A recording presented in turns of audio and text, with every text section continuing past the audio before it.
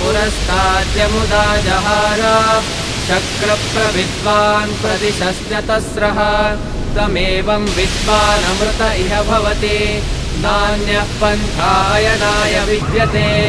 सहस्रशीर्षं देवं विश्वाक्षं विश्वशम्भुवं विश्वं नारायणं देवमक्षरं परमं पदं विश्वतः परमा नित्यं विश्वं नारायणगुं हरिं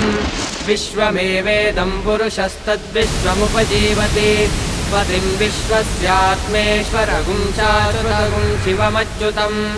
नारायणं महाज्ञेयं विश्वात्मानं परायणं नारायणपरो ज्योतिरात्मा नारायणः परः नारायणपरं ब्रह्म तत्त्वं नारायणः परः नारायणपरो ध्याता ध्यानं नारायणः परः यच्च किञ्चिज्जगत्सर्वं दृश्यते श्रूयतेऽपि वा अन्तर्बहिश्च तत्सर्वं व्याप्य नारायणस्थितः अनन्तमव्ययं कविगुं समुद्रेन्दं विश्वशम्भुवं